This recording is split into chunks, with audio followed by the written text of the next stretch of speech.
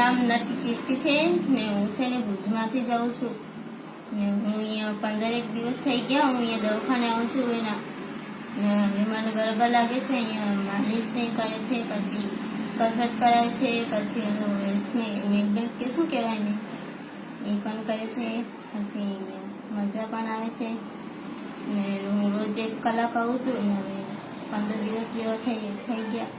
મારું નામ સુથાર ચંદનબેન પરસોત્તમ છે. હું હાલ ભુજ રહું છું. અને બેન વાત કરીએ આપની શું સમસ્યા છે અને કેટલા વર્ષ જૂની સમસ્યા છે? સમસ્યા તમારી 20 વર્ષથી છે અને ચોર મને હમણાં 15 વર્ષથી મળ્યો છે. પણ 15 વર્ષથી હું કચ્છ હોલની મુંદ્રા લેવા પટેલ બધા ભુજના નવા મોટા બધા ફિઝિશિયન બધા પાસે મેં દવા લીધી, ફિઝિયોથેરાપી કરાવી. પણ પછી લાસ્ટમાં મને આ બેનનો મળ્યો રહ્યું તો હું અહીંયા આવી દિવાળી પહેલાં. પછી આ બેન પાસે આવી, ડૉક્ટર ઈવાબેન પાસે. તો એમને મને કહી દીધું તમારી જૂની સમસ્યા છે. પછી એમ કરીને એ કે મહિનો દી આવવું પડશે, જૂનું બધું. મેં તો બેન 100% મટી જશે. અને પાછી સાથે મને ડાયાબિટીસ, પ્રેશર અને એ સાથે મને આમ હેલ્થ વિશે પણ મને રેમેડી પણ આપી ઘર વિશે. પણ એ બહુ સારું છે. તો આજે 10-15 દિવસથી આવું છું, 15 દિવસ થયા.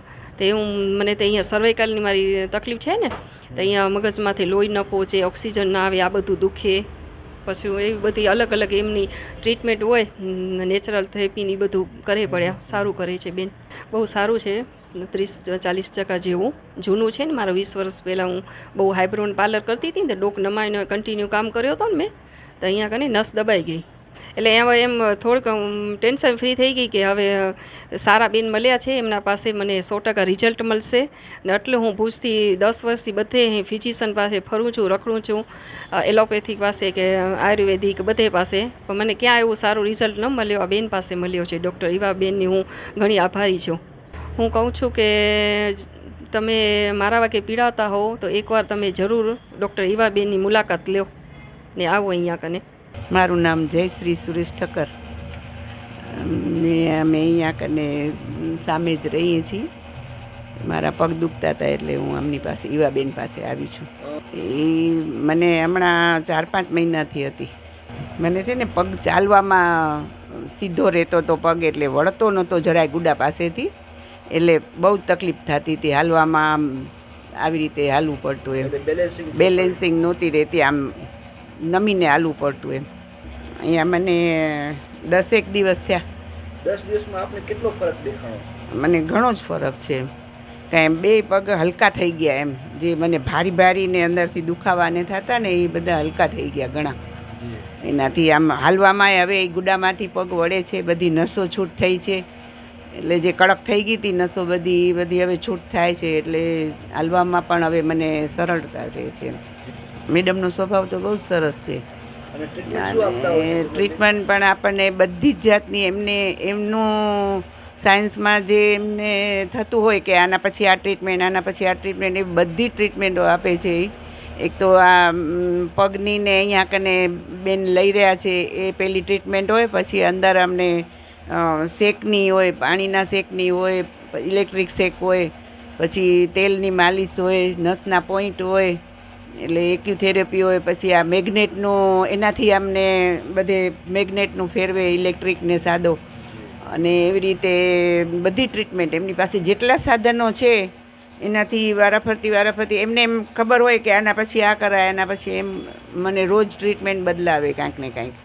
એટલે હું એમ કહું કે જો આપણને પોતાને ઓળખતા હોય કે આપણે હાડકામાં હવે ડૉક્ટરો પાસે જઈશું તો આપણને દુખાવાની ગોળીઓ આપશે. તો દુખાવાની ગોળીથી આપણે તરત રાહત થશે, પણ એનાથી સોલ્યુશન તો નથી જ આવવાનું ને.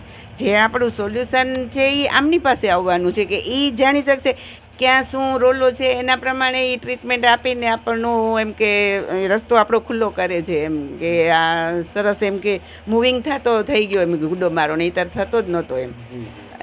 એક પગ મારો સીધો ને એક પગ આમ ઓલો છે, જરાક ત્રાસો થઈ ગયો છે હલવામાં. કારણ કે મને ઘરમાં પણ એમ કે મારી માનું કરવાનું હોય એટલે ને અમે સ્વાધ્યાય પ્રવૃત્તિમાં જોડાયેલા, એટલે સાંજ થાય એટલે અમે ત્યાં નીકળી જઈએ. એટલે હાલવાનું ને બધું કામનું થાય જ એમ, બધું એડજસ્ટ કરવું જ પડે. તો એમાં સરસ રહે છે. પગ સારા હોય તો બધું જ કરી શકીએ ને આપણે. પગ ન હાલી શકીએ તો બધા થાકી જઈએ આપણે ને જલ્દી સ્પીડ ના આવે કામમાં.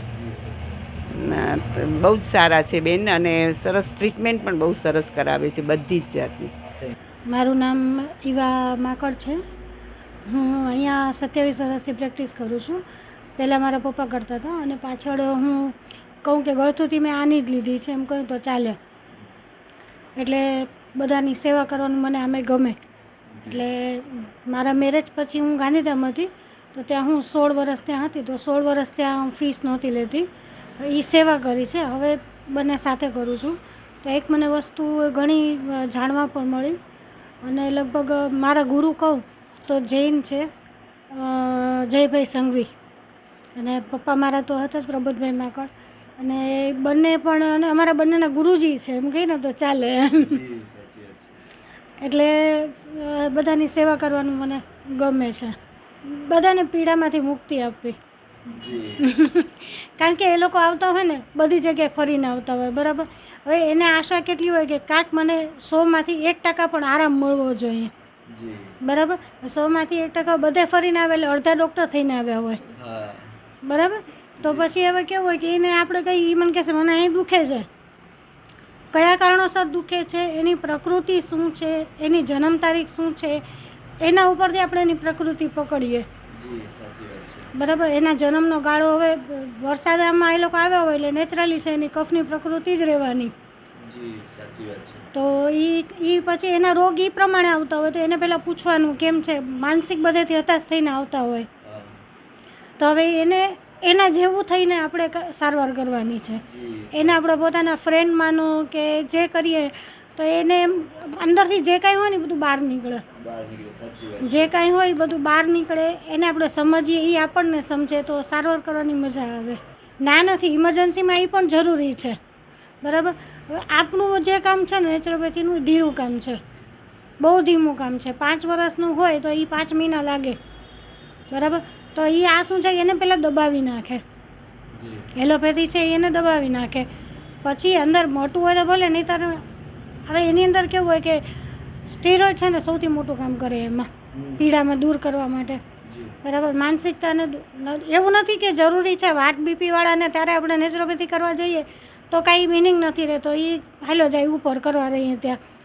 એના કરતાં પેલો એ પણ માન્ય જ છે, કારણ કે એટલા વર્ષ એ આવ્યું લગભગ આપણે પાસે 1947થી.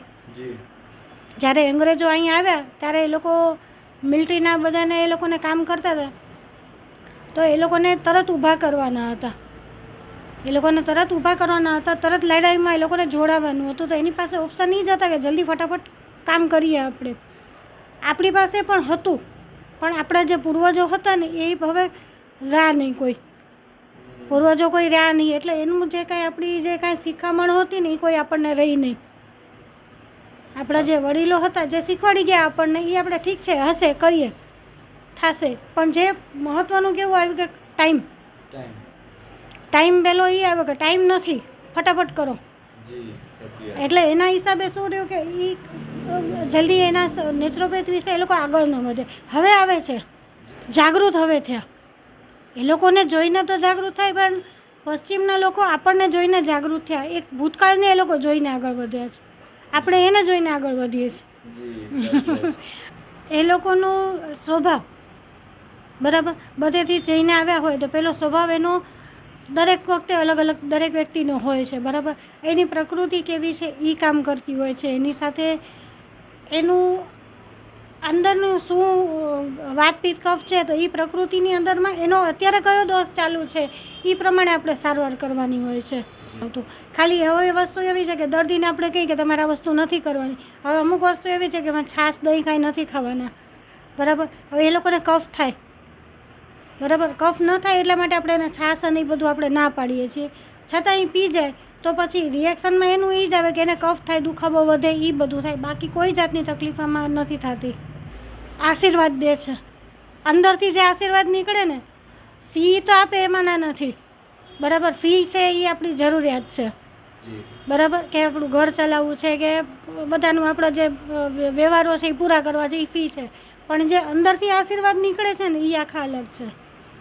એ કામ કરવા માટે વધારે પ્રેરે એમ કહી ને તો ચાલે એમ. આશીર્વાદી ભગવાને એને આપણને એના માટે કર્યા છે, એ એક મહત્વનું છે. નિમિત્ત બનાવ્યા એમ કહી ને, નિમિત્ત બનાવ્યા છે ભગવાને. મને નિમિત્ત બનાવી કે હું કોઈની સેવા કરું, રોતા આવે એને હસતા મોકલું.